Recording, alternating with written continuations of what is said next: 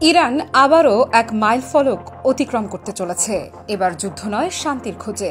কিন্তু এই শান্তি যেন ভেঙে যেতে পারে যে কোনো মুহূর্তেই। তেহরান ঘোষণা করেছে তারা ইউরেনিয়াম সমৃদ্ধকরণ কমিয়ে আনবে 60% থেকে 20%। উদ্দেশ্য স্পষ্ট, আরও একবার আকাশ থেকে আক্রমণ বা জাতিসংঘের কঠোর নিষেধাজ্ঞার মুখোমুখি না হওয়া। এই পদক্ষেপের নেতৃত্ব দিচ্ছেন আলী লারিজানি। তিনি ইরানের নতুন শীর্ষ নিরাপত্তা কর্মকর্তা। কঠোর অবস্থান কিছুটা নরম করে তেহরান চেষ্টা করছে যুক্তরাষ্ট্র ও ইসরায়েলের সম্ভাব্য বিমান হামলা প্রতিহত করতে এবং ইউরোপীয় শক্তিগুলোর স্ন্যাপব্যাক হুমকি থেকে নিজেকে রক্ষা করতে। তবে একই দিনে ইরানের সর্বোচ্চ নেতা আয়াতুল্লাহ আলী খামেনি স্পষ্ট জানিয়ে দিয়েছেন ওয়াশিংটনের সঙ্গে সরাসরি আলোচনায় বসা একেবারেই সম্ভব নয়। ফলে ইরানের অভ্যন্তরীণ রাজনীতিতে তৈরি হয়েছে নতুন এক দ্বন্দ্ব ও উত্তেজনা।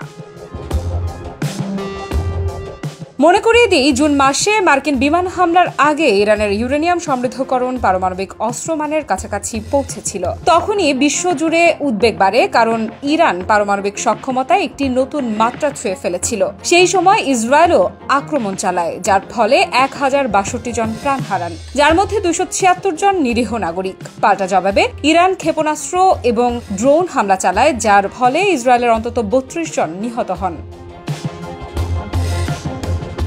এই উত্তেজনার মধ্যে এখন যুক্তরাষ্ট্র, ফ্রান্স ও জার্মানি, যাদের একত্রে বলা হয় E3, সাবধান করে দিয়েছে। আগস্টের শেষ নাগাদ যদি তেহরান আলোচনায় না বসে এবং দৃশ্যমান অগ্রগতি দেখাতে ব্যর্থ হয়, তবে তারা জাতিসংঘের স্ন্যাপব্যাক প্রক্রিয়া চালু করবে। এই ব্যবস্থা অনুযায়ী আগের সব নিষেধাজ্ঞা স্বয়ংক্রিয়ভাবে ফেরানো হবে, যার মধ্যে রয়েছে অস্ত্র নিষেধাজ্ঞা, মালবাহী জাহাজ তল্লাশি এবং ক্ষেপণাস্ত্র কর্মসূচির উপর সীমাবদ্ধতা।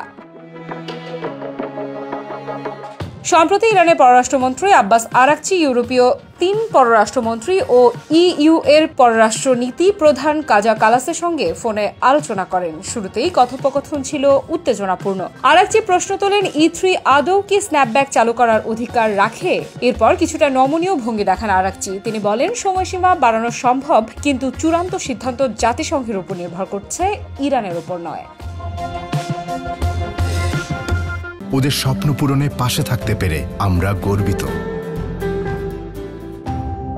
কাজা কালাস এ সময় ইরানকে সরাসরি USA ও IAEA এর সঙ্গে সহযোগিতার আহ্বান জানান, যাতে স্ন্যাপব্যাকের হুমকি এড়ানো যায়। তিনি সামাজিক মাধ্যমে লেখেন, ইউরোপ একটি কূটনৈতিক আলোচনায় প্রতিশ্রুতিবদ্ধ। স্ন্যাপব্যাকের সময়সীমা কাছাকাছি আসছে, তাই ইরানের প্রস্তুতি এবং যুক্তরাষ্ট্রের সঙ্গে আলোচনা অপরিহার্য।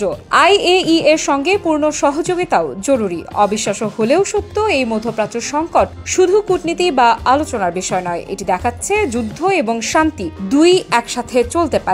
ইরান চেষ্টা করছে শক্তি প্রদর্শন এবং শান্তির পথ খুঁজতে, আর E3 বিশেষত যুক্তরাষ্ট্র ও ইউরোপ চেষ্টা করছে নতুন সংঘাত প্রতিহত করতে। বিশ্ব এখন অপেক্ষায়, ইরান কি সত্যিই যুদ্ধ এড়িয়ে চলতে পারবে, নাকি নতুন কোনো সংকটের জন্ম হবে, এবং এই সংকট যদি জন্ম নাও নেয়, তার প্রভাব মধ্যপ্রাচ্য ও আন্তর্জাতিক নিরাপত্তার উপর কতটা স্থায়ী হবে। আফরিদা ইফরাত, নিউজ 24।